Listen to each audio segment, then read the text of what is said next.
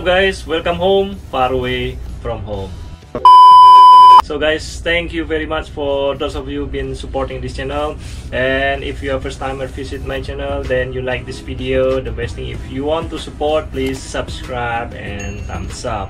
Jadi seperti biasanya kita selalu memberikan tips, review atau question answer tentang pengalaman bagaimana kerja di kapal pesiar. Jadi pada kesempatan kali ini seperti janji kita sebelumnya bersama Mas Irawan. Gimana kabarnya Mas Irawan nih? Alhamdulillah baik, bisa alhamdulillah ketemu lagi di sini. Mas Irawan, jadi kita mau membuat video tentang dokumen apa aja yang diperlukan sebelum kita berangkat ke kapal pesiar. Mungkin secara basic ya Mas ya? Ya, secara basic. Ya mungkin ya.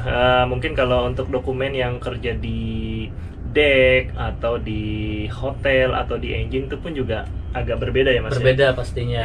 Namun yang saat ini kita membahas tentang yang di hotel ya, karena kita memang kebetulan di departemen perhotelan. Oke. Jadi kita membahas tentang dokumen yang pastinya di departemen perhotelan itu pasti sedikit dokumen yang kita buat. Tidak seperti lebih sedikit ya Mas? Lebih sedikit.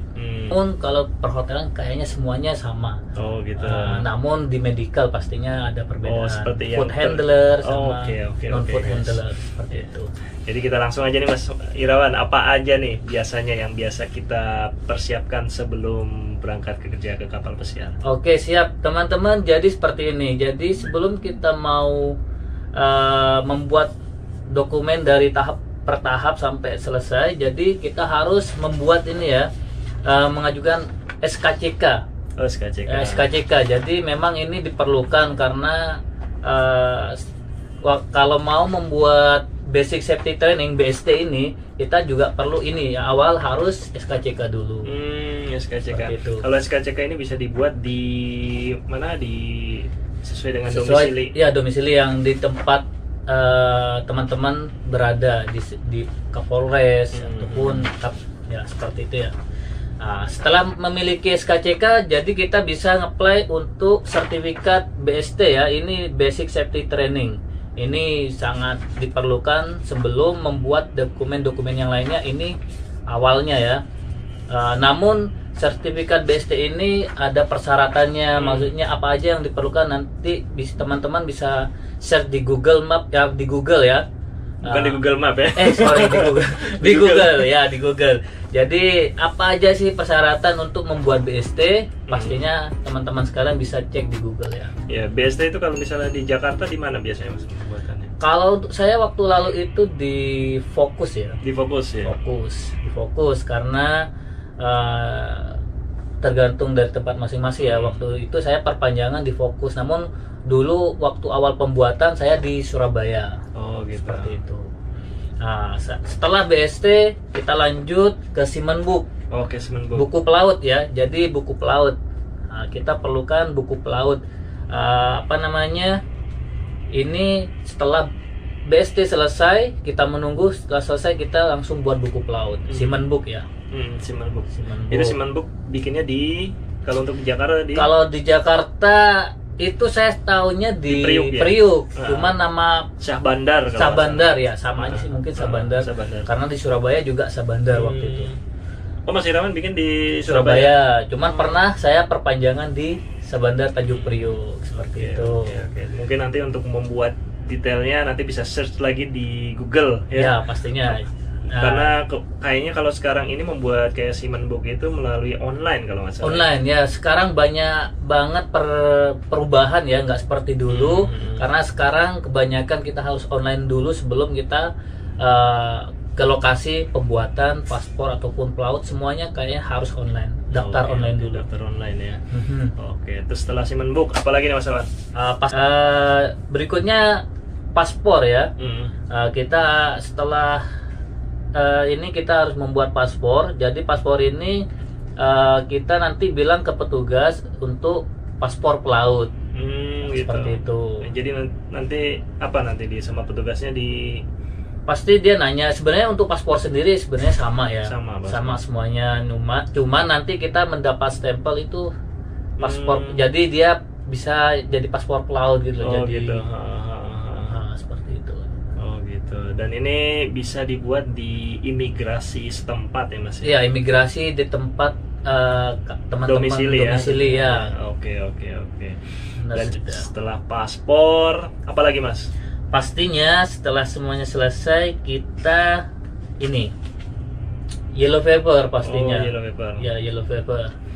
Kalau dulu yellow paper ini kalau nggak salah expired setiap 10 tahun sekali ya? Ya, dulu sih kita itu setiap 10 tahun sekali kita harus renew, maksudnya kita harus perpanjang ya maksudnya ya. Namun untuk saat ini ada perubahan. Jadi untuk teman-teman yang buat yellow paper saat ini nih, jadi untuk selamanya for long life ya. Oh, gitu. Jadi cuma sekali doang, selesai untuk seterusnya. Jadi nggak perlu untuk nanti setelah 10 tahun divaksin Enggak, lagi. jadi terus itu soalnya long life. Nah ini nanti untuk didapat vaksinnya di mana nih? Sebenarnya kalau untuk vaksin sendiri bisa di tempat medikal tersendiri karena nanti apa namanya tuh bisa cek di rumah sakit ataupun di medikal di Tanjung Priok juga ada itu. Oh ya, di pelabuhan. Pelabuhan. Atau di bandara mungkin kali ya. Kalau bandara saya belum pernah tahu, cuman kayaknya di pelabuhan di Tanjung Priok itu ada kok di sana. Pastinya search juga lagi di Google karena takutnya banyak perubahan ya teman-teman ya. Ya karena biasanya selalu up to date, apalagi sekarang kondisinya lagi kayak social distance gitu ya Mas ya. Semua hal. Berikutnya. Jadi berikutnya pastinya ini ya, medical. Jadi kita harus medical check up. Jadi tergantung dari teman-teman ya. Kan ada nih yang food handler, ada juga yang non food handler. Jadi kalau untuk saya sendiri itu non food handler gitu. Karena biayanya sangat beda ya teman-teman ya. Oh beda juga ya? Sangat beda. Oh, karena gitu. food handler itu lebih agak tinggi harga pembayarannya untuk karena medical check up-nya mungkin lebih lengkap ya. Lebih lengkap lagi seperti gitu. itu. Oke. Ini untuk tempatnya di mana untuk medical check up-nya Mas? Oke, kalau untuk medical check up sendiri ini kita ngikutin arahan dari agensi kita masing-masing ya teman-teman ya. Gitu. Jadi nggak kita yang memilih. Jadi kalau kita agensi menyuruh ke sana, jadi kita harus ke sana. Maksudnya, mohon maaf nih, mungkin di Siloam ataupun di Puri Medika. Oh, jadi agensi itu sudah bekerja sama dengan ya, rumah sakit sangat tertentu ya? Sekali, ya. Oh, jadi udah tinggal ikutin informasi dari agensinya saja. Siap, benar sekali ya teman-teman. Oke. Kalau untuk expiration-nya medical check up ini biasanya berapa tahun Mas? Ada yang 2 tahun kalau ada yang 2 tahun ya? Ada yang 2 tahun dan juga ada juga 1 tahun. Oh. Itu yang 1 tahun itu biasanya itu kalau kita sudah umur sudah di atas ini ya. Soalnya saya pernah ada teman bilang itu setiap setahun itu medical check up, mungkin karena memang ada yang harus dicek. Ada riwayat ya? Riwayat yang harus dicek up. Jadi seperti itu. Namun kalau untuk kita sendiri itu 2 tahun ya. Maksudnya untuk saya sendiri ini expirednya selama 2 tahun baru kita medical check up ulang. Kalau untuk yang food handler itu biasanya posisi kerja di kapalnya seperti apa aja tuh Mas?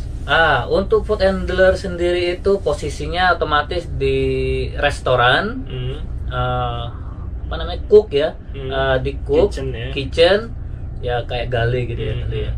Terus di bar steward kayaknya, di bartender kayaknya. Oh di bar juga? Kayaknya juga, soalnya dia kan food handler juga. Iya. Kayak ini kitchen, galley, waiter, restoran, sama di bar departemen ya. Oh gitu. Ya. Oke. Wow. Itu ya teman-teman ya. Terus apa lagi Mas kira-kira? Ini biasanya kalau untuk ini ya MMR ya. MMR apa namanya, vaksin gitu ya? MMR ya, sama vaksin ya. Vaksin pastinya. Sama apa? Tetanus ya? Tetanus, ya ada tetanus. Ini biasanya kita pasti ada arahan dari medical sendiri sih. Kayak tetanus, MMR, dia ada expirednya juga. Nantinya seperti itu. Iya. Dan ini semua basic yang dibutuhin untuk kru yang akan kerja di kapal pesiar. Iya, benar sekali. Tapi kemungkinan juga ada tambahan vaksin atau medical treatment juga. Semua itu tergantung dari teman-teman kan. Ada juga apa namanya itu, mungkin kita punya pas dicek ada yang harus di ini kan. Berarti ada treatment tersendiri seperti itu. Ya. Udah kayaknya kalau menurut saya ini udah ya seperti ini, karena tergantung kalau teman-teman ngambil departemen di dek departemen itu lebih banyak lagi dokumennya teman-teman. Kayak mungkin apa namanya SCRB dan lain sebagainya, cuma saya nggak tahu apa aja itu namanya, karena saya kalau untuk di perhotelan itu informasinya cuma itu aja sih, dokumennya yang ini aja kok, sedikit ya teman-teman. Iya. Seperti itu Ya guys, jadi cukup sekian video tentang dokumen apa saja yang diperlukan untuk kru yang akan kerja di kapal pesiar bersama Mas Irawan. Sudah sharing-sharing sedikit. Jadi buat kalian yang ingin bertanya silahkan, atau kasih saran ataupun ada yang menambahkan ya, silahkan tulis saja di komentar ya. Terus kurang lebihnya kami juga mau minta maaf ya, mungkin ada salah atau kurangnya. Jadi semoga video ini bisa bermanfaat khususnya buat kalian yang pertama kali akan melamar kerja di kapal pesiar.